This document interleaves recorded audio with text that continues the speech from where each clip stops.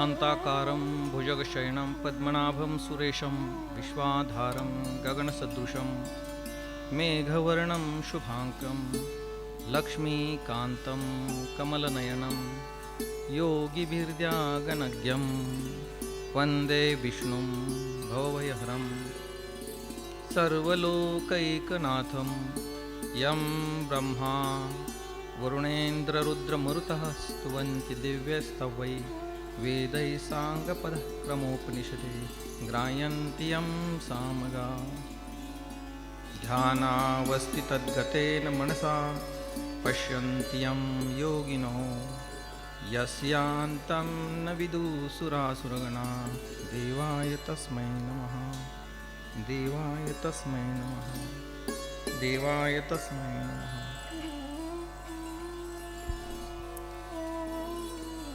प्रत्येक वर्षी आपल्या कागल नगरातील या राधाकृष्ण मंदिरामध्ये कृष्ण जन्माष्टमीनिमित्त हा जो हरिनाम सप्ताह आपण घेत असतो, त्यामध्ये आज मला 5वं पुष्प गुंतण्याची सेवेची संधी भगवान श्रीकृष्णांच्या कृपेनं आणि आपल्या सगळ्यांच्या सहकार्यानं मिळालं. त्याबद्दल मी आपला ऋणी आहे. आणि या सेवेमध्ये भगवंतांनी जे काही कृपा केलेली आहे, जे काही सेवा आत्ता पण घडलेली आहे, त्याच्या अनुषंगानं काही गोष्टी इथं मांडण्याचा प्रयत्न करतोय. गेल्या वेळेला आपण बघितलं होतं की बहुत सुकृताची जोडी म्हणून विठ्ठली आवडी या माऊलींच्या ओवीमधल्या एका चरणावरती आपण विचार केला होता. खरं म्हणजे माऊलींनी आपल्या सगळ्या मनुष्य जगतावर म्हटलं तरी चालेल फार मोठी कृपा केलेली आहे. त्यांचा भावार्थ दीपिका हा ग्रंथ संपूर्ण मानव जातीला एक दिशादर्शक असा ग्रंथ आहे. आणि या ग्रंथातील प्रत्येक उभी म्हणजे प्रत्यक्ष ब्रह्मवाक्य असं आहे. संत नामदेवांनी या माऊलींच्या ओवीबद्दल सांगताना म्हटलंय, नामा म्हणे श्रेष्ठ ग्रंथ ज्ञानदेवी एक तरी ओवी अनुभवावी. माऊलींची एक ओवी, त्याचा अनुभव आपण संपूर्ण आयुष्यात जरी घेतला तरी आपण आपल्या विहित इप्सी त्या ध्येयापर्यंत पोचू शकतो. इतका ठामपणे संत नामदेवांनी सांगितले आणि ते खरं आहे. आज आपण जीवनातल्या प्रत्येक गोष्टीकडं जेव्हा बघत असतो त्यावेळेला भगवद्गीतेमधलं तत्त्वज्ञान आपल्याला प्रत्येक पदोपदी क्षणोक्षणी आपल्याला मार्गदर्शक ठरणारं असं असल्याचं दिसतं. या भगवद्गीतेवरील टीका ग्रंथ माऊलींनी भावार्थ दीपिका नावाने लिहिला. त्याला आपण ज्ञानेश्वरी म्हणून ओळखतो. आणि या ज्ञानेश्वरीचं सार हरिपाठ आहे. या हरिपाठामधील एक एक ओवी म्हणजे कोळून त्यातलं काढलेलं असं रस आहे. आणि आपल्या सगळ्या वारकरी संप्रदायामध्ये हरिपाठाला अत्यंत महत्त्व आहे. त्या हरिपाठामध्ये माऊलींनी एका चरणामध्ये सांगितलंय, मंथुनी नवनीता तैसे घे अनंता. आता मंथुनी नवनीता तैसे घे अत्यंत साधं जीवनातलं उदाहरण आहे.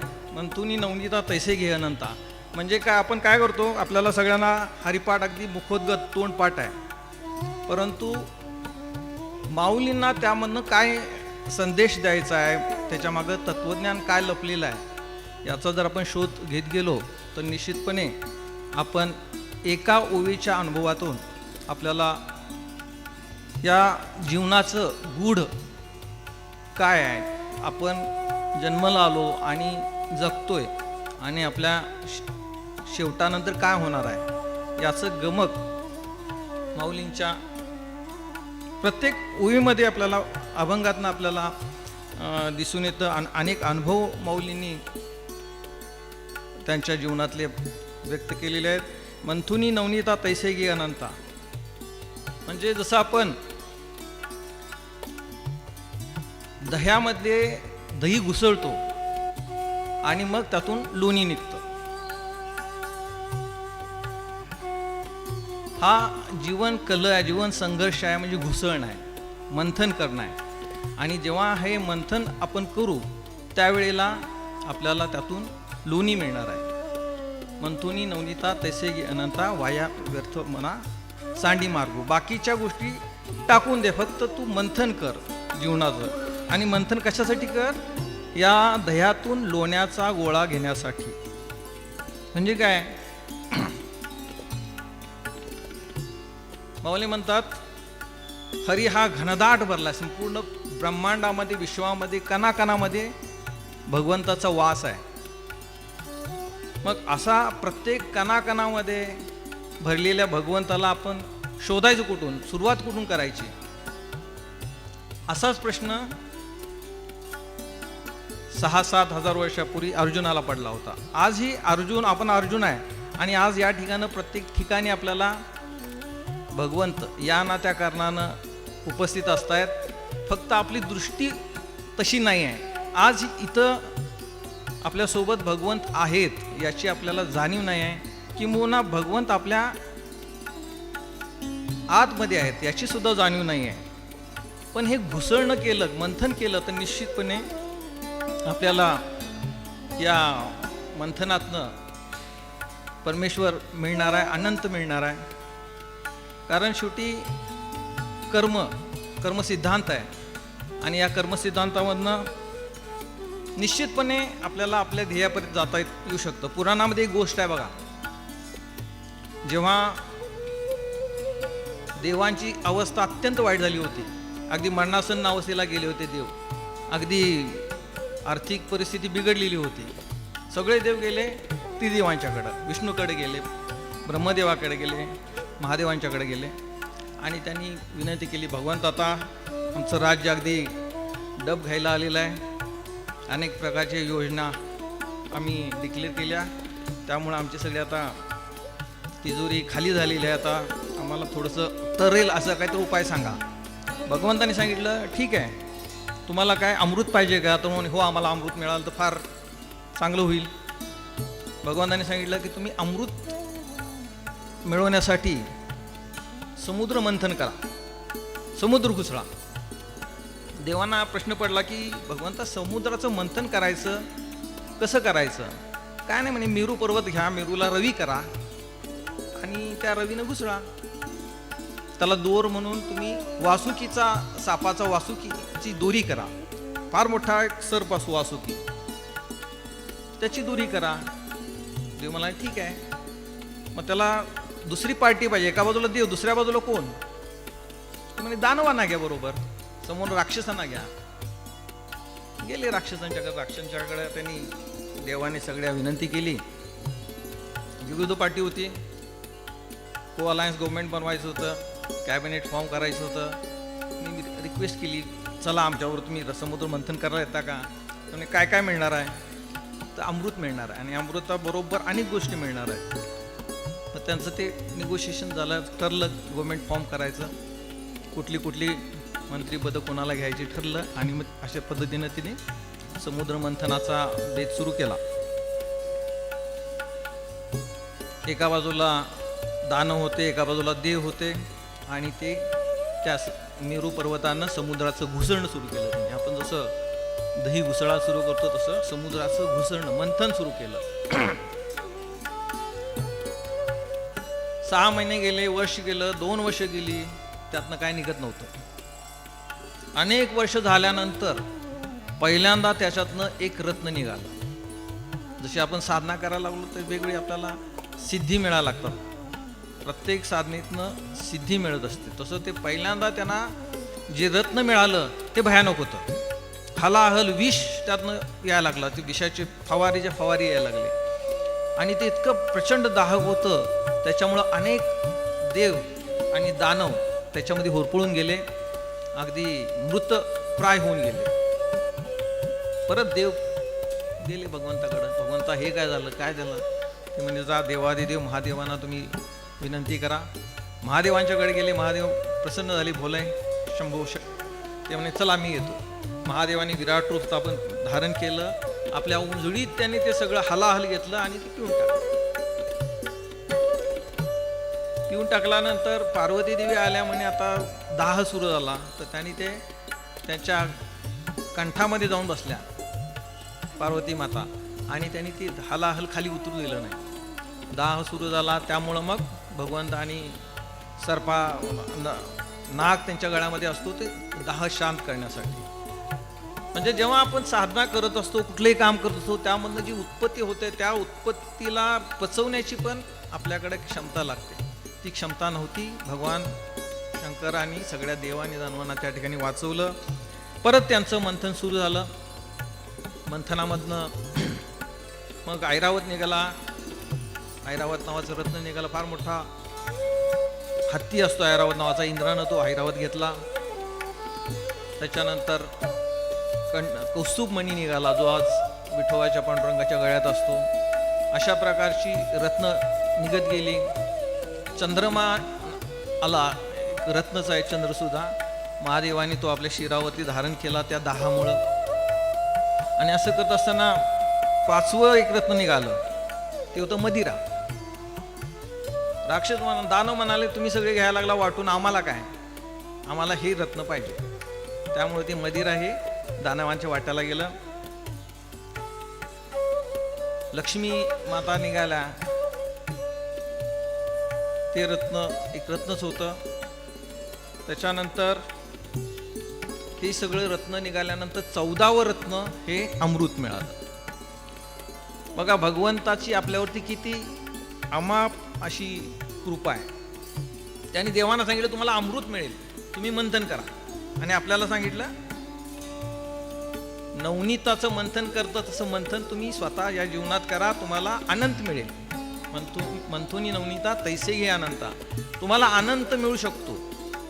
भगवंतांना देवांना अमृत दिलं आणि मानवांना अनंत म्हणजे प्रत्यक्ष परब्रह्माचं प्राप्ती होईल अशा प्रकारचं मंथन सांगितलं. अशा प्रकारच्या ह्या मंथनातनं जो हरी घनदाट भरलेला आहे, त्या हरीला शोधायचं असेल तर तुम्ही मंथन करा. जसं की एका घरामध्ये एका वृद्ध माणसाला लोणी पाहिजे असतं. सकाळी त्याच्याकडे 2 सुना होत्या. एक होती गंगूबाई, एक होती रंगूबाई. रंगूबाई थोडीशी ज्ञानी होती, समाजातलं ज्ञान त्याला होतं बऱ्यापैकी. आणि गंगूबाईला काही कळत नव्हतं. त्यानं सांगितलं की एक कासंडीभर दूध आहे, हे दुधातनं मला तू उद्या सकाळी एक फुलपात्रभर लोणी पाहिजे मला सकाळी. ती गडबडून गेली. आता ह्या दुधातनं लोणी कसं काढायचं, ह्याच्यात तर लोणी नाही आहे. मग शेवटी ती गेली आपल्या जाऊबाईकडं. रंगूबाईला म्हटली ताईसाहेब याचं कसं करायचं सांगा मला, आता मला जरी अशा शहा दिल्या. त्यांनी काय नाही, हे दूध तू गरम कर, त्याचं विरजण लाव, त्याचं दही लागेल आणि दही झालं की ते घुसळ. प्रत्येक टप्प्याला त्यांनी त्याला मदत केली आणि अशा रीतीनं दुसऱ्या दिवशी त्यांना लोणी मिळालं. सासरे बुवा खुश झाले.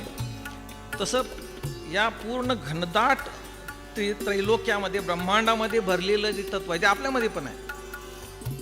पण ते काढायचं कसं हे शोधण्यासाठी काय करायचं आहे, तर ते भगवंतानी अर्जुनाला भगवद्गीतेत सांगितलेलं आहे. जसं आपल्याला एस टी स्टँड, कागलच्या एस टी स्टँडवर आपण उतरलो, राधाकृष्ण मंदिरात यायचं आहे. आपल्याला माहिती आहे की एस टी स्टँडच्या दक्षिणेला राधाकृष्ण मंदिर आहे. कोण माझ्यासारखा आला तर ते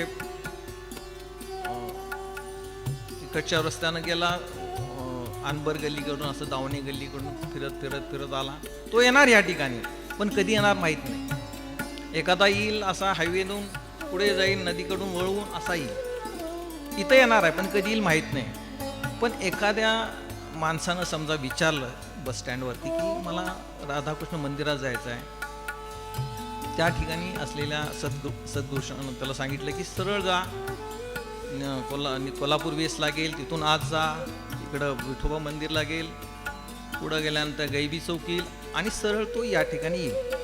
इतकं सोपं होऊ शकतं. कधी असा आपल्याला कोणतरी मार्गदर्शक भेटला, आपण सहजपणे या ठिकाणी येऊ शकतो. पण आपण असं भरकट जात होतो जीवनामध्ये की माहिती आहे आपल्याला सगळ्या संतांनी सांगितलंय की हा मार्ग आहे. नाम संकीर्तन साधन पै सोपे, ते करत राहा.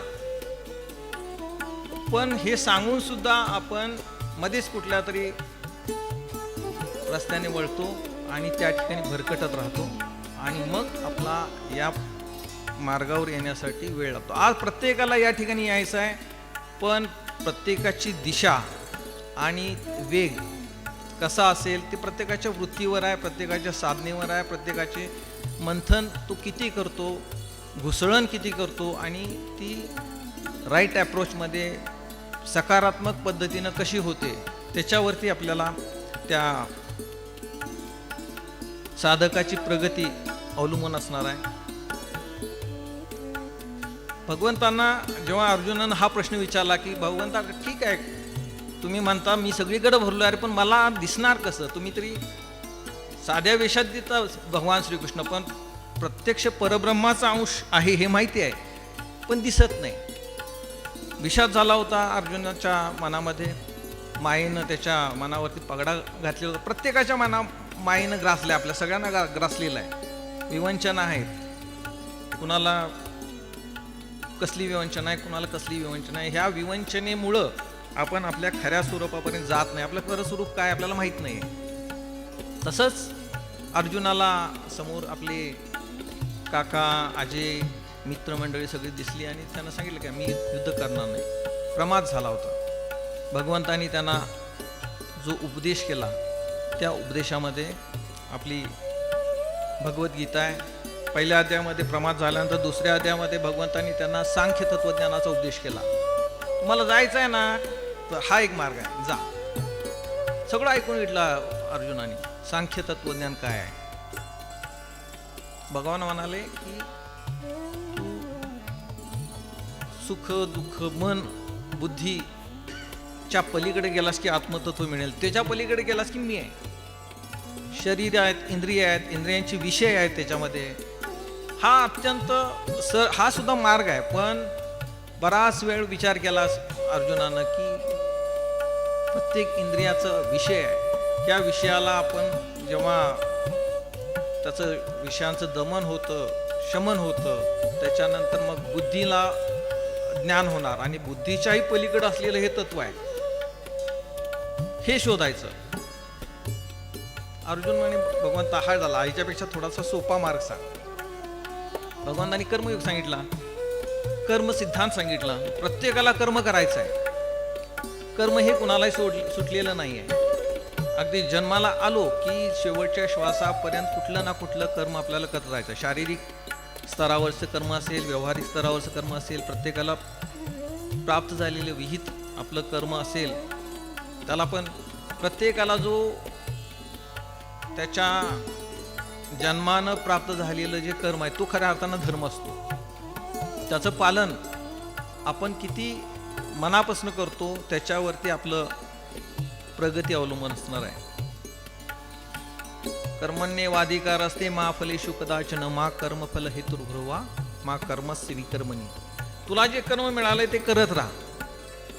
त्याच्यामध्ये मला उद्या काय मिळेल काय मिळणार नाही हे जेव्हा तुझ्या मनात येतं, मी कर्म करतो या वेळेला जेव्हा आपल्या मनामध्ये येईल त्यावेळेला तुमची त्या कर्माशी अटॅचमेंट येते. त्या कर्माचं संचित तयार होतं आणि ते संचित भोगायला लागतं परत आपल्याला. त्यामुळे ह्या कर्माच्या फेऱ्यातनं सुटका होणार नाही.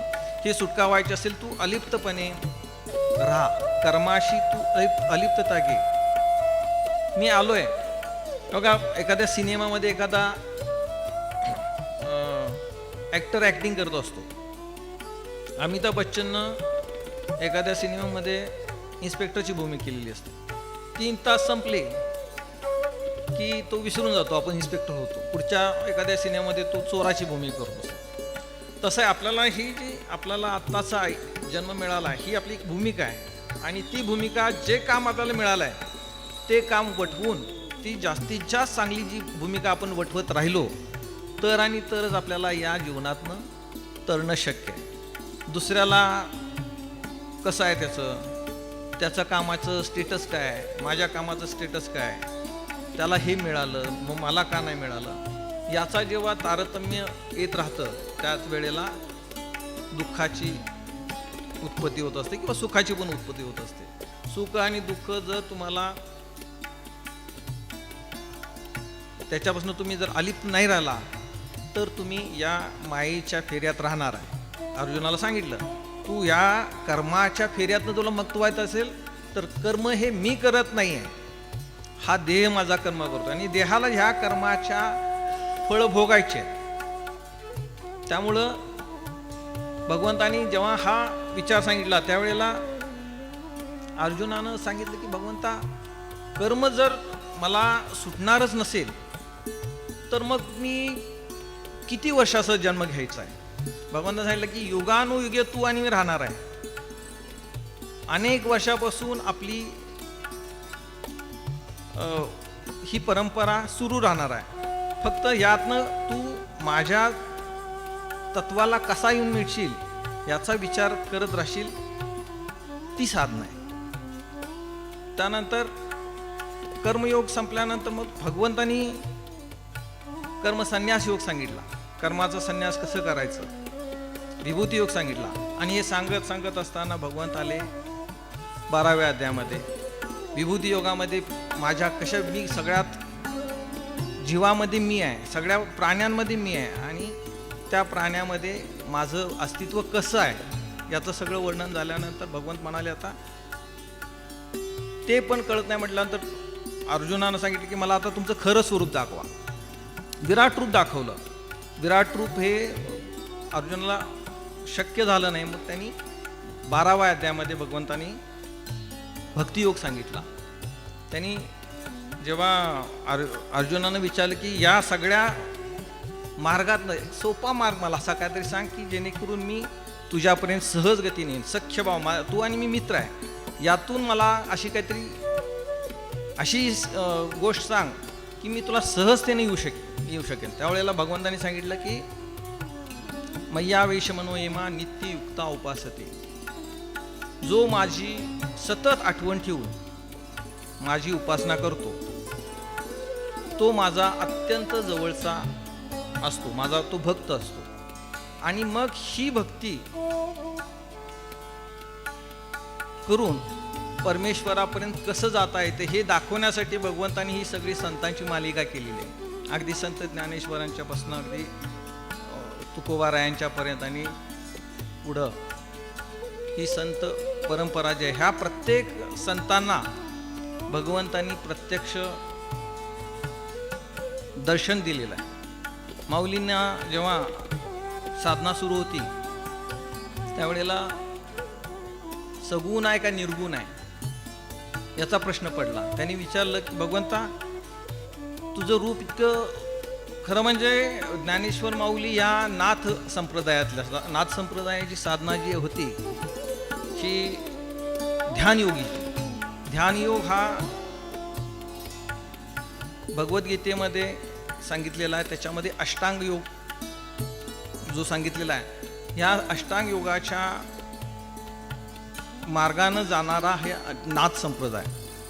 त्याच्यामध्ये 8 प्रकारचे टप्पे सांगितलेले आहेत. पहिल्या टप्प्यामध्ये आहे यम, दुसऱ्या टप्प्यामध्ये आहे नियम, मग येतं आसन, प्राणायाम, प्रत्याहार, ध्यान, धारणा आणि मग समाधी. ज्या वेळेला समाधी अवस्थेमध्ये तुम्ही याल, साधक येईल, त्यावेळेला तो प्रत्यक्ष माझ्याशी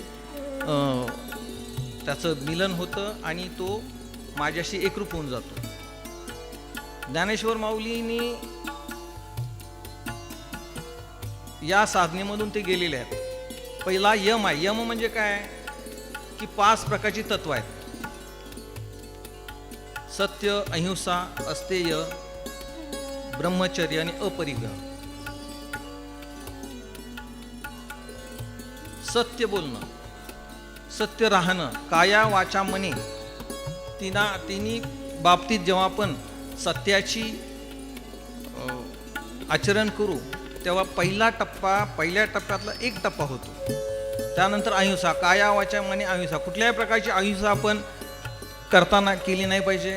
अपरिग्रह म्हणजे कुठल्याही गोष्टीचं साठवणूक नाही केली पाहिजे. अस्तेय म्हणजे चोरी नाही करता येणार. आणि ब्रह्मचर्याचं पालन, कुठल्याही प्रकारचं तुम्ही शारीरिक संबंध ठेवण्याचं सुद्धा टाळलं पाहिजे. अशा प्रकारचे 5 तत्वांचं पालन केलं की यमाचं पालन झालं. दुसरा येतो नियम, शुचिर्भूतता. तुम्ही बाह्य शुचिर्भूत राहून भगवंताला रोज भजणं बाह्य अवस्थेमध्ये, तो झाल्यानंतर मग त्यानंतर तुमचं आसन स्थिर होईल, प्राणायाम होईल. प्रत्याहार म्हणजे जास्तीत जास्त वेळ तुम्ही भगवंताच्या नामसंकीर्तनामध्ये राहाल. आणि ही जेव्हा अवस्था येईल त्यावेळेला तुम्हाला ध्यान ही अवस्था प्राप्त होईल आणि मग समाधी. तर या अवस्थेमधून गेल्यानंतर सुद्धा साधकाला कुठल्याही क्षणी मायेची इतकी प्रचंड ताकद आहे की कुठल्याही क्षणी या जीवाला माया खिचून आणू शकते. त्यामुळं हा मार्ग सुद्धा कठीण आहे. म्हणून अर्जुनानं सांगितलं की बाबा हे पण नको मला, ध्यान मार्गापेक्षा जवळचा मार्ग कुठला? त्यांनी सांगितलं की हा भक्ती मार्ग आहे. प्रत्यक्ष माऊलींनी ध्यान मार्गाची साधना केलेली आहे आणि त्या साधनेत ते उच्च अवस्थेला त्यांच्या अंतिम ध्येयापर्यंत पोचलेले आहेत. आणि त्यानंतर माऊलींना भक्तीचा त्यांच्यामध्ये उत्पत्ती झाली. आपल्या हरिपाठामध्ये जो अभंग आहे, 7 5 3 दशकांचा मेळा, एकतत्व कळा दावी हरी, ह्या 15 प्रकारची 7 तत्व आहेत, 5 प्रकारचे 7 हे अष्टांग योगातले जे टप्पे आहेत, त्याच्यानंतर 5 ज्ञानेंद्रिय, 5 कर्मेंद्रिय, अशी 10 तत्व, 3 प्रकारचे देह आहेत, आपलं स्थूल देह, सूक्ष्म देह आणि कारण देह. अशा प्रकारच्या या पूर्ण या तत्वाच्या पलीकडं परमेश्वर आहे आणि तो शोधायचा आहे. तिथं सुद्धा तुमच्या मनाचा निर्धार लागतो, ते मनातून निर्धारो असे. त्यामुळं नाम सोपेर, एकतत्व नाम दृढधरी मना, हरिसी करुणा येईल तुझे. नामाचं इतकं महत्त्व आहे की तुम्ही या नामाच्या एका दोरीचा धागा पकडून आपल्या त्या अत्यंत उच्च असलेल्या शिखरापर्यंत आपल्याला जाता येऊ शकतं. पण हे कधी होणार आहे? नामसंकीर्तन तुम्ही जेव्हा भगवंताच्या आठवणीत अगदी 24 तास आपण त्या साधने जेव्हा राहू तेव्हाच आपल्याला त्या अवस्थेला जाता येणार आहे. कारण कुठल्याही क्षणी या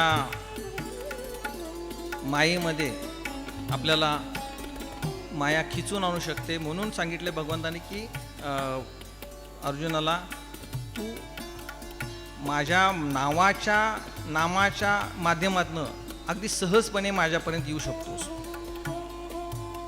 भगवंताचा अर्जुनावरती इतकं त्यांचं प्रेम होतं, सख्य होतं की ते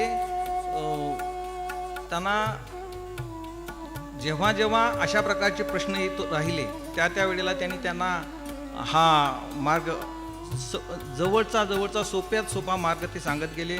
आणि भगवंत त्याचप्रमाणे हा 12व्या अध्यायामध्ये नामसंकीर्तन आणि भक्तियोग याचा उलगडा भगवंताने अर्जुनाला केलेला होता. या जेव्हा आपण नामसंकीर्तनामध्ये जेव्हा आपली गती होत जाते त्यावेळेला कशी अवस्था होते? जशी संतांची होत गेली. तुकोबाराय म्हणतात की जीवना वेगळी मासोळी तसा तुका तळमळी. माशाची पाण्यापासून जेव्हा बाजूला होतो त्यावेळेला जी तळमळ त्या माशाची होत असते, इतकी तळमळ जेव्हा आपल्याला येईल त्यावेळेला आपण त्या परमेश्वरापर्यंत जात असतो. तसंच माऊलींना जेव्हा भगवंताची सर्वाभूती परमेश्वर ही जेव्हा प्रचिती यायला लागली त्यावेळेला त्यांना स्मरायला लागलं की विश्वाचे आर्त माझे मनी प्रकाशले.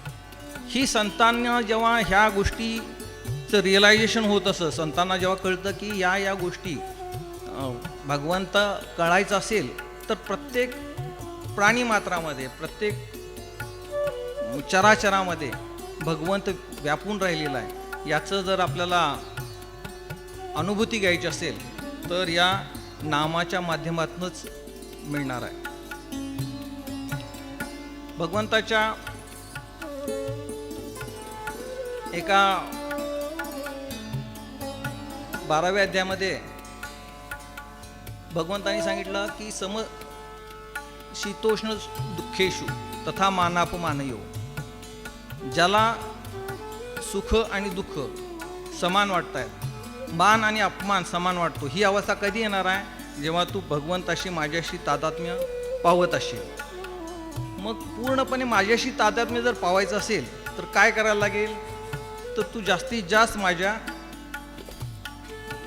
नामसंकीर्तनामध्ये राहा. आणि नामसंकीर्तन हे इतकं सोपं आहे. भगवान म्हणतात नामसंकीर्तन साधन पै सोपे. कुठेही तुला वनामध्ये जंगलामध्ये जायची गरज नाही. तू एका ठिकाणी बैस आणि साधना करत राहा. ही साधना जेव्हा करत असाल त्यावेळी निश्चितपणे तू माझ्यापर्यंत येऊन पोचणार आहेस. अगदी शब्देवार सांगितले, तुकोबारायांनी सांगितले की रामकृष्ण हरी केशवा हा जर तुम्ही मंत्र घेत राहिला तर अगदी विठोबाचे आण घेऊन सांगतो की तू माझ्यापर्यंत येऊन पोचणार आहेस. हे भगवंताचं वचन आहे. त्यामुळं नाम ही जी आपल्या संतांनी प्रत्येक संतांच्या जर जीवनात तुम्ही बघितलं, जेव्हा संत कानोपात्रांच्या अवस्था अशी झाली होती की खरं ही संत कानोपात्रा या एका कलावंतीनाची मुलगी, श्यामा नावाची कलावंतीन होती. तिला अतिशय देखणी होती दिसायला, पण त्यांची अवस्था भक्तीची, भगवंताच्या भेटीची इतकी उच्च आणि तीव्र होती की त्यांना कधी एकदा जाऊन भेटू असं त्यांच्या अंतःकरणात झालं होतं. एक राजाचे काही सरदार त्या ठिकाणी आले. त्यांनी तिला बघितलं आणि सांगितलं की तू आता राजाकडे येणार. श्यामाला सांगितलं की तू राजाच्या दरबारामध्ये त्यांचा नाचण्याचा कार्यक्रम ठेवावा. त्यावेळेला संत कानोपात्रा रातोरात पंढरपूरच्या मंदिरात आले आणि त्यांनी सांगितलं भगवंता आता मला तू इथं तुझ्या ठिकाणी जागा दे. हरिणीचं पाडसं व्याघ्री धरी येले तैसे मज झाले देवा. आता इतका तीव्र, एखाद्या हरणाच्या पिल्लाला जेव्हा त्या वाघानं पकडलेलं असतं त्यावेळेला त्या हरणाच्या पाडसाची जी अवस्था होती तशी अवस्था माझी झालेली आहे. इतक्या उच्च अवस्थेला, व्याकुळतेला गेल्यामुळं भगवंताची प्राप्ती झालेली आहे. मग आपण हे जे मंथन आपण करतोय आपल्या जीवनामध्ये, मंथन म्हणजे आपलं नेहमीचं विहित कर्तव्य पार पडत असताना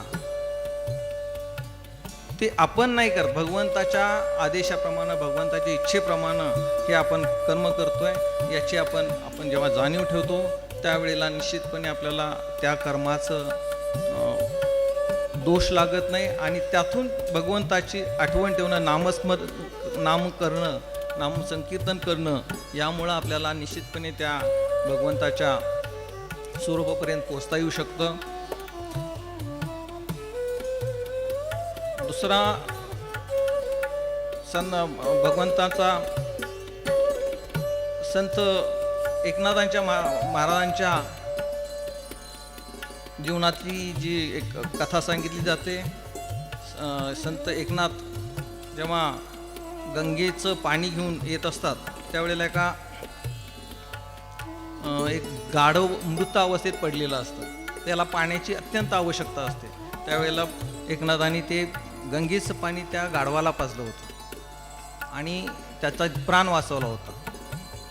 म्हणजे इतका भाव आपला त्या प्राण्याप्रती जेव्हा होतो त्यावेळेला आपण त्या परमेश्वराच्या स्वरूपापर्यंत जात असतो. म्हणजे हे मंथन हे संत आपल्या कृतीतून कशा प्रकारचं मंथन करतात, कशा प्रकारचे घुसळण करतात याचं उदाहरण आपल्या या सगळ्या संतांच्या जीवनातनं आपल्याला मिळत असतं. आणि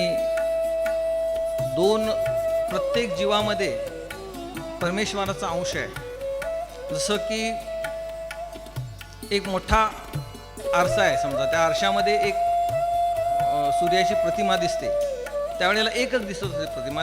जेव्हा त्या आरशाचे आपण अनेक असे तुकडे करतो, समजा 10 तुकडे केले तर 10 ठिकाणी सूर्य आपल्याला त्याचं प्रतिबिंब दिसत असतं. 100 तुकडे केले तर 100 तुकडे दिसतील, 1000 केले तर 1000 तुकडे दिसतील. तसं हा प्रत्येक तुकडा हा त्या सूर्याच्या प्रतिबिंबाचं निदर्शन करत असतो. तसं प्रत्येक जीवामध्ये एकच परमेश्वरी असला तरी तो प्रत्येक जीवामध्ये त्या अंशानं आणि तो काचेचा तुकडा किती छोटा आहे याच्यावर सुद्धा अवलंबून असतं. त्या छोट्या काचेच्या तुकड्यात सुद्धा पूर्ण सूर्याचा अंश आपल्याला त्या ठिकाणी दिसत असतो.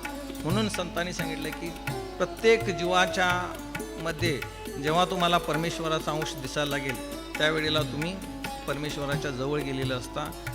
जसं समष्टी जे व्यष्टीमध्ये आहे ते समष्टीमध्ये आहे, जे तत्व पिंडात आहे ते ब्रह्मांडात आहे. याची ज्यावेळेला आपल्याला अनुभूती यायला लागते आणि ही अनुभूती फक्त परमेश्वराच्या भजण्यामध्ये, भजन करणं, नामसंकीर्तन करणं, भगवंताची आठवण 24 तास राहणं. समजा एखादा पातेल्यामध्ये दूध आहे, ते दूध आपल्याला घेऊन जात असताना ते सांडू नये म्हणून अत्यंत काय करतो, पण पूर्ण वेळ त्या दुधाच्या पातेल्याकडे असतं आपला. त्यावेळेला कुणी आपल्याला काय बोलतंय, कोण हाक मारते का, कोण शिवी देते का, याकडे आपण लक्ष देत नाही. आपण या दुधाच्या भरलेल्या पातेल्याला घेऊन पलीकडे जायचं आहे एवढंच आपल्या डोक्यात असतं. म्हणजे आपलं एकाग्रता फक्त त्या दूध तिथं पण नेण्यापर्यंतची आहे. म्हणजेच की आपल्याला भगवंताचं नाम याच्याकडं जेव्हा आपण त्याचं पूर्ण एकाग्रता करू, बाकीच्या जगात काय चाललंय याच्याकडं बघण्यात जेव्हा आपण वाया व्यर्थ म्हणा सांडी मारतो, इथं तू ह्या छोट्या छोट्या गोष्टीकडं लक्ष न देता हे दुधाचं भांडं तिथंपर्यंत जायचं आपल्याला न सांडता. त्याच पद्धतीनं परमेश्वराचं नाम आणि नाम संकीर्तन करत आपल्याला भगवंताच्या खऱ्या स्वरूपापर्यंत पोचायचं आहे.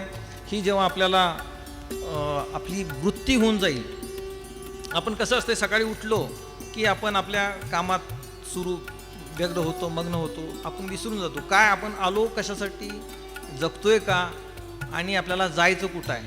त्याच्या कुठल्याही प्रकारची आपण विचार आपण चालू ठेवत नाही. एखाद्या वेळी क्षण आला तर तोपर्यंत राहतो आणि निघून जातो. प्रत्येक श्वासाबरोबर जर आपण ह्या विचाराला आपण परमेश्वराचा अंश आहे हे जेव्हा बिंबत राहील त्यावेळेला आपण काही कर्म करू आणि अशा वेळेला कुठलंही कर्म आपल्याला वाईट घडणारच नाही. त्याचं वाईट संस्कार जरी झाले तरी ते तुम्ही अलिप्त भावाने केल्यामुळं ते आपल्या चित्तापर्यंत येणार नाहीत.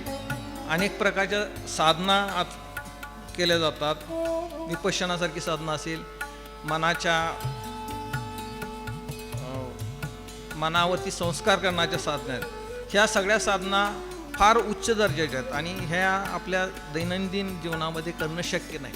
म्हणून संतांनी आपल्याला सोयीचं असेल अत्यंत सोप्या आणि सरळ मार्गानं जो आपला भक्तियोग आहे, नामसंकीर्तन आहे, या नामसंकीर्तनातनं आपण जर करत राहिलो तर आपल्याला आपल्या खऱ्या ध्येयापर्यंत जाऊ शकेल. परमेश्वराच्या खरं स्वरूप आपल्याला मिळवायचं असेल तर कशा पद्धतीनं जायचं असं ह्याची संपूर्ण आपल्याला एक रोड मॅप रस्ता आपल्याला संतांच्या चरित्रातनं दाखवून दिलेला आहे. प्रत्येक संत आणि प्रत्येक संताचं जर चरित्र आपण वाचायला, मी जेव्हा लहान होतो त्यावेळेला ह्या गोष्टी काही वाचल्या होत्या, अष्टांग योगाची साधना वगैरे. आणि मग जेव्हा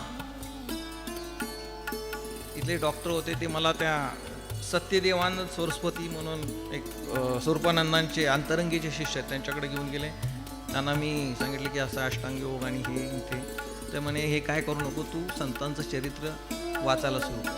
संतांच्या चरित्रामधनं तुम्हाला ते कसे गेले, कुठल्या मार्गाने गेले, त्यांनी काय केलं आणि त्यांच्यासारखं होण्यासाठी आपल्याला काय करावं लागेल, आपण हे कधीच विचार करत नाही.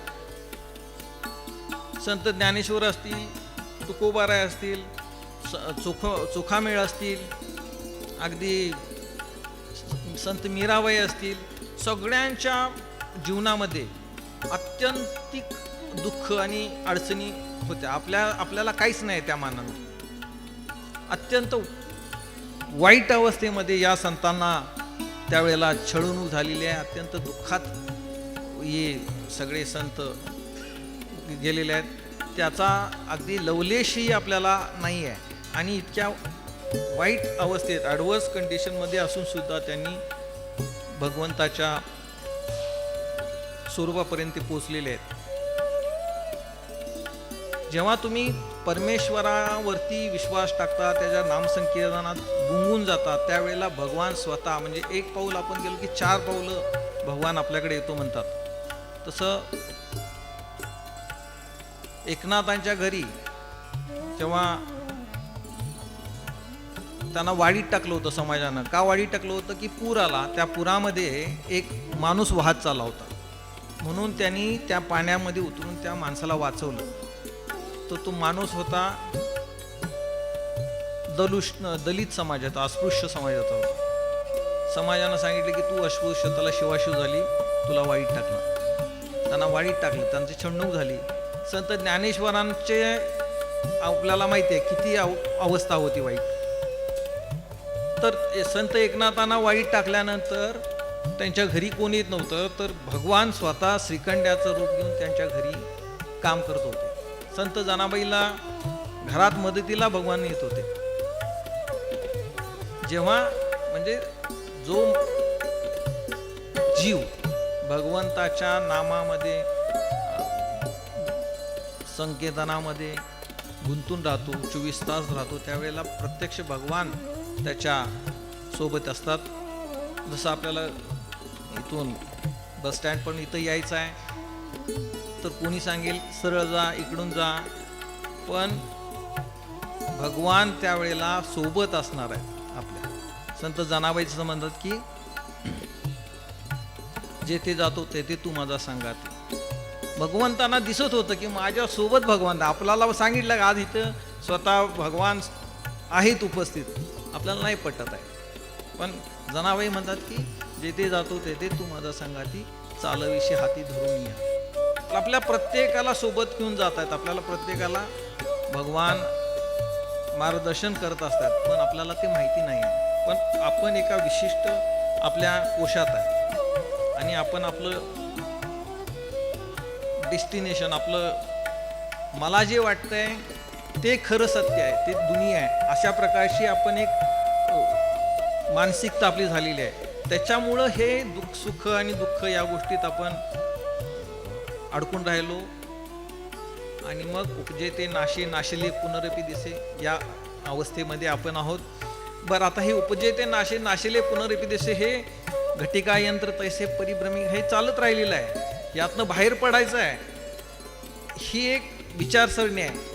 पण तुकोबाराय म्हणतात की नको आम्हाला यातनं मुक्ती, पण नको आम्हाला धनसंपदा नको, मुक्ती नको, आम्हाला जन्म घाल. फक्त कधी घाल आणि काय कर, कशासाठी जन्म घाल, तुझ्या पायाच्या वास मिळेल, तुझ्या संगत मिळेल. न लगे मुक्ती धनसंपदा, संत संग देई सदा, सुखे घालावे गर्भवाशी. आम्हाला तू परोपरी जन्म दे. एक संतांचा मतप्रवाह असा पण आहे, म्हणजे जरी मी जन्माला आलो तरी फक्त तुझ्या हरिनामाच्या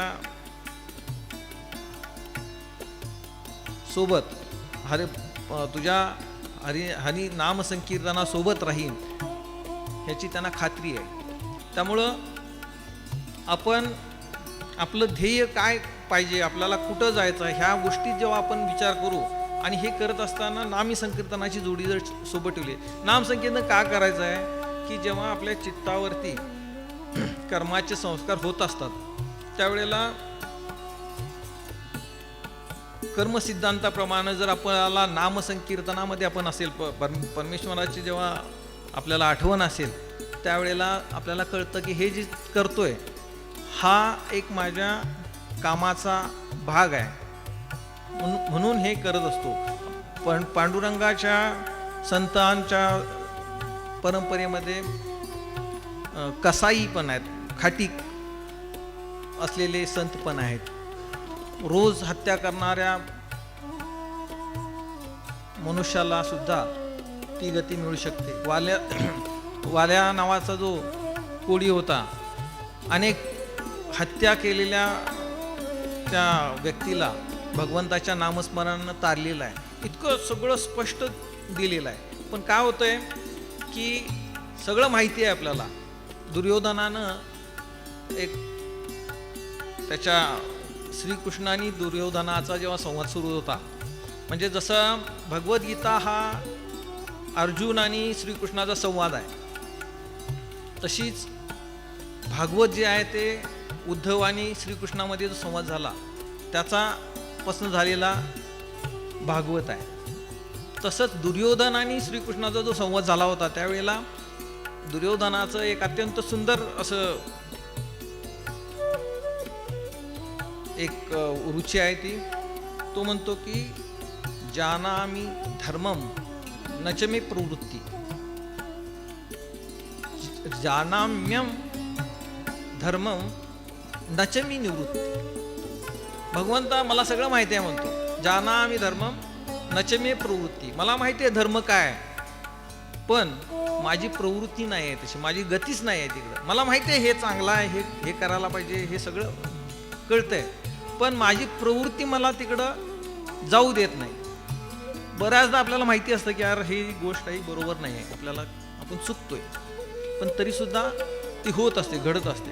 कसं आहे, प्रत्येकाला आपण म्हणतो तो आतला आवाज, प्रत्येकाला एक आतून एक संकेत येत असतात की ह्या गोष्टीमध्ये हे चांगलं आहे, हे वाईट आहे असं. पण आपल्या अनेक वर्षाच्या संस्कारामुळे असेल किंवा आजूबाजूच्या परिस्थितीमुळे असेल, आपण तो आतला आवाज जरी ऐकू आला तरी आपण त्याप्रमाणे करू शकत नाही, आपल्याकडनं ते होत नाही. कळत पण असतं की हे चुकतंय का, आपलं बरोबर नाही आहे. तो आतला आवाज असतो. जो माणूस आतल्या आवाजाला ऐकतो, त्याला प्रतिसाद देतो, त्याच्यातून कुठलंही वाईट कृत्य घडणार नाही. कालांतरानं हा आतला आवाज क्षीण होत जातो, कमी कमी कमी होत जातो. मग अट्टल जेव्हा होतो, अट्टल गुन्हेगार, त्यावेळेला तो आवाज त्याचा येणं, त्या आवाजावरती इतकं दगड माती असे धोंडे एवढे भट्टी झालं की तो आवाज येऊ शकत नाही. जानाम्य धर्म्यम नच मे निवृत्ती.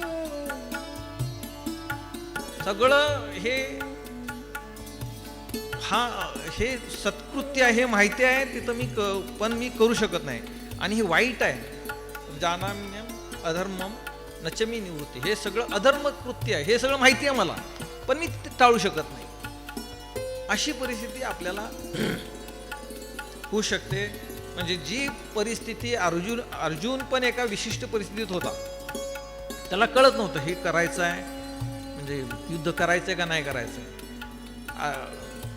दुर्योधन पण त्याच अवस्थेमध्ये होता, आणि भगवंतानी दोघांनाही उपदेश केलेले आहेत. दुर्योधन म्हणतो हे माहिती आहे, हे अधर्माची गोष्ट आहे, मला माहिती आहे, ही धर्माची गोष्ट आहे, मला माहिती आहे, पण मी करू शकत नाही, माझी प्रवृत्ती नाही आहे तशी, अलाव करत नाही मला, आणि हे अधर्म आहे हे माहिती आहे, पण मी ते टाळू शकत नाही. अशा अवस्थेत दुर्योधन होता. अर्जुन त्याला विषाद झाला होता, हे काय करायचं नाही, हे मी करणार नाही. भगवंता तुम्ही सांगता ही धर्माची गोष्ट आहे, पण असं कुठं आहे का आपल्या भावांना आणि मित्रांना आणि गुरूंना मारायचं आणि राज्य घ्यायचं, हे काय सांगताय? हे मला पटत नाही. म्हणजे हा धर्म आहे असं तुम्ही सांगताय, पण नाही आहे, मला अपील होत नाही ते, असं अर्जुन सांगत होता. पण भगवंतानी जेव्हा त्यांना सगळ्या गोष्टी उलगडून सांगितल्या की अधर्म काय आहे, धर्म काय आहे, अधर्म साठी काय करायला लागेल, धर्माचं पालन करायला काय करायला लागेल, त्यावेळेला अर्जुनानं भगवंताचं म्हणजे ऐकलं आणि पटलं आणि त्याप्रमाणे त्यानं कृती करायला सुरू केली. तोच उपदेश भगवंतानी दुर्योधनाला पण दिला होता. पण ते पालत्या घड्यावर पाणी, तो त्याप्रमाणे त्याच्या आत काही गेलं नाही, जात होतं पण ते ढकलून बाहेर होतं. धृतराष्ट्र हा सुद्धा फार ज्ञानी होते, ते अंध असले तरी फार ज्ञानी माणूस होता.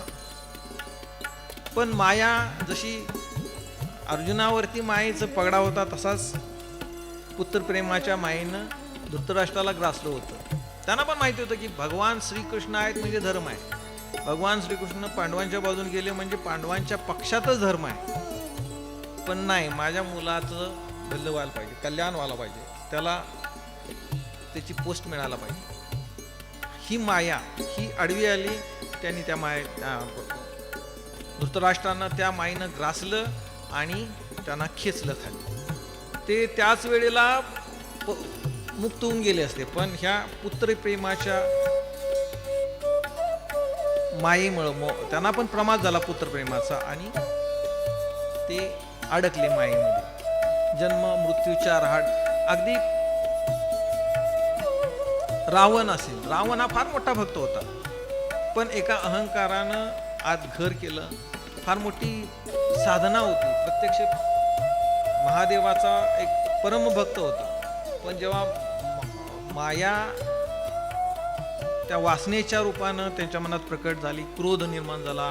एका काम या वासनेमुळं क्रोध, लोभ, मत्सर, अहंकार हे सगळे रिपू तिथं येतात आणि मग ते सर्वनाशाला कारणीभूत होतं. तसंच जड भरत ऋषी हे साधनेच्या अत्यंत उच्च कोटीच्या टोकाला गेले होते. पण जेव्हा एका वाघानं एका गर्भ असलेल्या हरणीवरती जेव्हा अटॅक केला, त्यावेळेला ती प्रसूत झाली. छोटी छोटी बाळं तिथं पाडसं आली त्या हरणीची. ते बघितल्यानंतर ते भरत ऋषी त्या पाडसांना घेऊन आपल्या कुटीमध्ये आले, त्यांना पालन पोषण केलं आणि ते हरणं हळूहळू मोठी व्हायला त्यात गुंतून गेले. एवढे गुंतून गेले की ते आपली साधना विसरून गेले. म्हणून ह्या साधनेमध्ये सगळ्यात सोपी साधना म्हणजे आपली भक्तीची साधना आहे, नामसंकीर्तन आहे. नामसंकीर्तनाच्या साधनेमध्ये ह्या गोष्टी मध्ये साधक अडकून राहू शकणार नाही. जसं जेव्हा संत जनाबाईंच्या बाबतीत घडलं की त्यांना अनेक लोकांनी त्यांना पण छळवाद फार होत होता. तेव्हा त्यांनी भगवंताकडे मागणी मागितली, भगवंता यातनं मला सुटायचं असेल तर काय करायचं मला सांग. त्यांनी सांगितली, ज्यांनी स्वप्नात दृष्टांत दिला आणि म्हटले की तू फक्त माझ्या नामाच्या संकीर्तनामध्ये आहेस, ते सतत चालू ठेव. हळूहळू तुझी ही सगळी दुःख, तुझे जे अनिष्ट प्रकार तुझ्या बाबतीत घडतात ते होणार नाही. अगदी संतांनी ह्या आपल्या जीवनातनं का आपल्या समोर दाखवून दिलं की त्याचं अनुकरण आपण काय ते करायला पाहिजे. म्हणजे सगळं पाठांतर आहे, पण ते आत काय होतं. जेव्हा साधना आपण करत असतो, नामसंकीर्तन असेल, कुठले ध्यान करत असू, त्यावेळेला त्या साधनेचा एक रिफ्लेक्शन त्याचं आपल्या दैनंदिन जीवनात येत असतं. आपल्या बॉडी लँग्वेजवरती, आपलं चलनवलन याच्यामध्ये ती दिसायला लागतं आणि ते पॅरामीटर आहे. आपल्याला कळायला पाहिजे की आपण करतोय ती साधना ही भगवंतापर्यंत आपल्याला तिथं जायचं आहे, त्या आपल्या ध्येयापर्यंत जाण्यासाठीची ही साधना आहे आणि ही योग्य आहे. हे जेव्हा त्यांना आपल्याला बरोबर चालू ह्याची चाचणी आहे ती. आपण आपलं रोज मंत्र जप करायचा, जपमाळा करायच्या, वाचायचं सगळं पाठ आहे आणि आपली कृती जी आहे ही विसंगत आहे. हे स्वतः परीक्षण करणं गरजेचं आहे. कुणी सांगून त्याच्यामध्ये होत नाही. आपण ढोंग करत असतो, आपण दुसऱ्याला कळू नये, जास्तीत जास्त कुणाला काय कळू नये याचा आपण प्रयत्न करत असतो. आणि ही खरं म्हणजे आपली स्वतःची फसवणूक आहे. आपल्याला एकदा समजून आलं की आपण कोण आहे, आपल्याला कुठं जायचं आहे, आपल्या खऱ्या स्वरूपाचं दर्शन आपल्याला घ्यायचं असेल तर आपल्याला हे नामाचं संकीर्तन करायचं आहे. नामाचा महिमा भगवंतांनी आणि संतांनी सांगितलेला आहे. त्याप्रमाणे जेव्हा आपण करत असतो तेव्हा ह्याचं आठवण ठेवायला पाहिजे की जेव्हा आपण या सगळ्या ध्येयाचे आठवण ठेवून फक्त नामाच्या गोडीत आपण रममान होऊन जाऊ, त्यावेळेला भगवंतांनी गीतेमध्ये सांगितलंय की योगक्षेमम वहाम्यहम्. तुम्ही जेव्हा माझ्यावरती सगळा भार टाका, भगवंता मी माझं जीवन तुला वाहिलंय, तुला काय करायचं आहे ते तू करू शकतो. त्याच्या इच्छेशिवाय पान सुद्धा हलत नाही हे माहिती आहे आपल्याला. आपण बोलतो म्हणजे ते दुर्योधन म्हटला तसं सगळं माहिती आहे की परमेश्वराच्या इच्छेशिवाय एकही गोष्ट घडत नाही. पण तरीसुद्धा अरे मला असं वाटतंय असं व्हायला पाहिजे. मग भगवंताची इच्छा असेल तसं होणारच आहे ते. हे आपण आपल्या कृतीत उतरवत नाही. आपण काय म्हणतो की मला असं वाटतंय, मला ते मिळवायचं आहे, ते मला मिळालं नाही तर दुःख होणार. पण ज्या वेळेला आपण असं म्हणू की भगवंताची इच्छा आहे ना तर ते मला मिळेल, आपल्या ही वृत्ती जेव्हा बांधली जाईल, त्या प्रवृत्ती धर्माकडं आपली प्रवृत्ती राहील, त्यावेळेला आपल्याला धर्म मिळेल. आणि अधर्माची प्रवृत्ती आहे हे कळल्यानंतर त्यापासून दूर जाणं हे करत राहिलं की आपल्याला निश्चितपणे त्या मार्गाला आपल्या ध्येयापर्यंत आपण जाणार आहोत. भगवंतांनी सांगितलं की तुम्ही सगळं माझ्यावरती भार टाका, मी या जगाचा मारण करताय. आपल्याला माहिती आहे की हा जो श्वास चालू आहे हा श्वास वायू आहे. एक जर श्वास गेला, बाहेर गेला आणि तो फिरून आलाच नाही तर आपली अवस्था काय असणार आहे. कोट्याधीश आहे, 10 गाड्या आहेत माझ्या गॅरेजमध्ये, अगदी 100, 150, 200 एकर जमीन आहे, सगळं आहे, मुलं मोठी तालेवार आहेत आणि श्वास गेला आणि आलाच नाही परत. त्याच्यावर नियंत्रण आहे का आपलं? नाही. काय पण कोणी आला पाहिजे माझा श्वासात, काही नियंत्रण नाही. आणि ज्या वेळेला तुमचा श्वास गेलेला आला नाही त्यावेळेला तुमची काय अवस्था होईल याचा कधी आपण विचार करून बघायचा. माझ्याकडे किती बँक बॅलन्स आहे, मग ते काय सरणावरती नेऊन त्या पुस्तकं बँकेची टाकली किंवा लॉकरच्या किल्ल्या नेऊन टाकल्या तर ते काय ते आपल्याबरोबर तिथे येणार नाही आहे, ते याच क्षणात जाणार आहे. ईशावास्यमिदं सर्वं जगदिदं यत्किंचित् जगत्यान् जगत् तेन त्यक्तेन भुंजितः मा गृध कस्य स्विद्धनम्. भगवंतानी ईशावास्य उपनिषदामध्ये सांगितलं की ह्या सृष्टी जी आहे ना, ह्या सृष्टीचा नियंता मालक फक्त परमेश्वर आहे, कुणी नाही आहे. आपण येतोय त्या नाटकात, आपण जसं काम करतोय, एखादा ॲक्टर ते काम करायचं निघून जायचं आहे. कोण 50, कोण 60, 100 वर्ष जगेल, 90 वर्ष, त्याच्यानंतर तुम्ही झिरो आहे. तर तुमची काय 2-3 वर्ष करतील पुण्यतिथी साजरी, एखाद्याची 7-8 वर्ष करतील, त्यानंतर नाही, तुम्ही संपलेला असणार आहे. मग संपल्यानंतर काय झालं, एकदा ह्या अर्जुनाला विश्वास झाला की मी ह्यांना मारणार, कृष्णा मी सोडणार नाही. म्हणे का? म्हणे तो माझ्या मुलाला, म्हणजे लहान बच्चा होता त्याला मारले आणि अत्यंत वाईट अवस्थेत मारले. श्रीकृष्ण समजवत होता, नाही म्हणे. भगवान म्हणे ठीक आहे चल माझ्यावर. ते त्याला घेऊन गेले तिथं परलोकामध्ये. तो बसलाय तिथं, तुझा मुलगा, जा त्याला विचार म्हणे. त्याला पाना फुटला म्हणजे बाळा किती म्हणे मी वाचवू शकलो नाही तुला. तो बघायला लागला म्हणे काय कोण तुम्ही. अरे मी तुझा बाप आहे असं आहे तसं. नाही म्हणे अनेक माझे बाप अशी येऊन गेले म्हणलं. मी आता इथे आहे. त्याचा श्रीकृष्णाने सांगितलं नाही त्या जेवणामध्ये तुझं ते त्याची ऍक्टिंग होती तेवढी ती केली तो निघून गेला. समर्थाने सांगितलंय मरे एक त्याचा दुजा शोक आहे अकस्मात तोही पुढे जात आहे. खरं सत्य आहे ते. जेव्हा त्या स्मशानात गेल्यानंतर आपल्याला कळायला पाहिजे की अरे इथं सगळ्यांची देहाची इथपर्यंत आहे पोच. आपली सरड्याची पोच ही कुंपणापर्यंत आहे. आपल्याला ते विसरून गेलोय. आपल्याला वाटतं की आपण फार काहीतरी आहे आणि आपण फार कुठंतरी जाणार आहोत. ही सगळी हे कळणं जानामि धर्म्यम नच मे प्रवृत्ती जानाम्य धर्म्यम नच मे निवृत्ती. ह्या गोष्टीसारखं जसं दुर्योधनाला कळलं नाही तीच जर आपली अवस्था असेल तर मग आपण दुर्योधनाच्या गतीला जाणार आहे.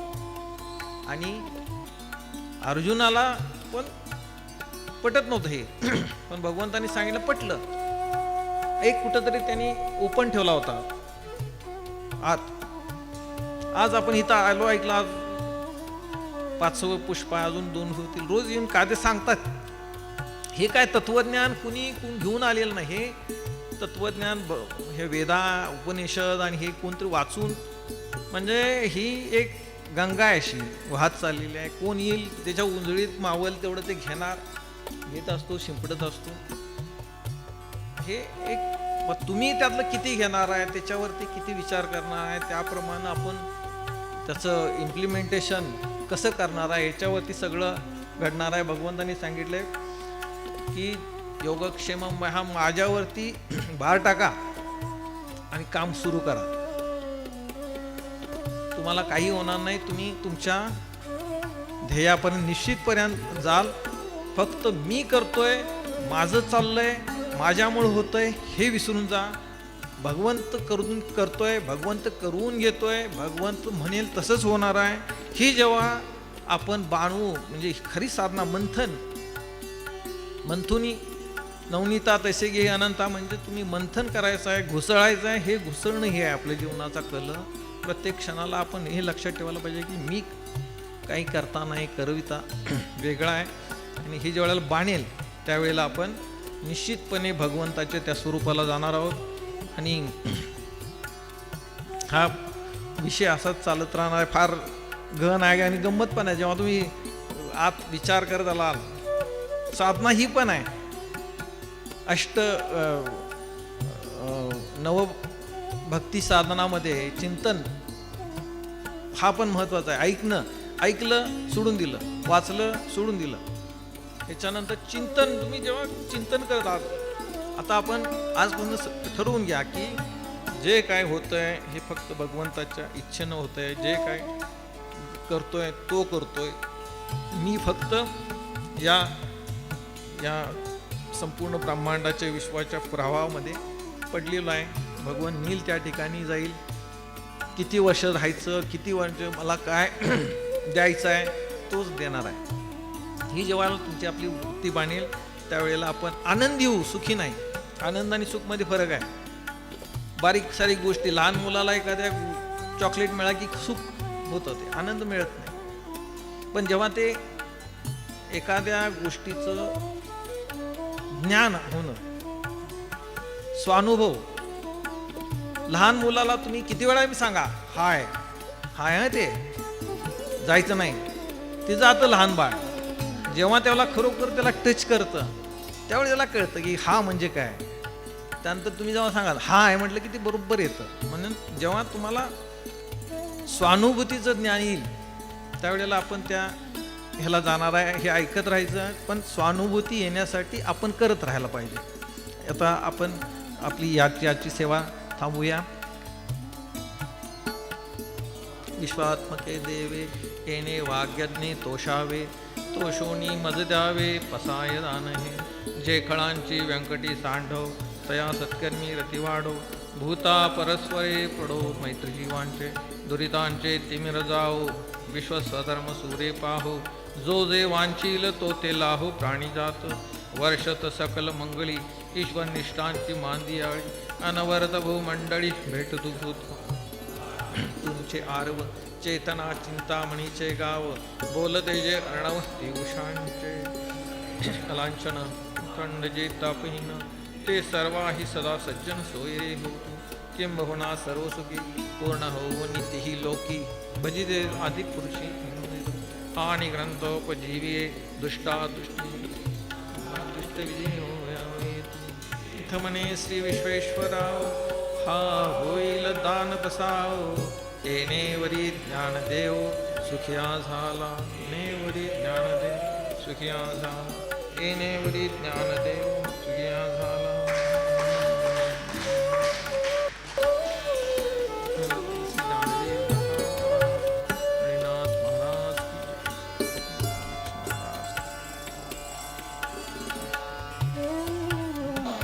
कागलचे सुपुत्र आमचे साहेब हबोब केशव महाराज हे साहेब आहेत.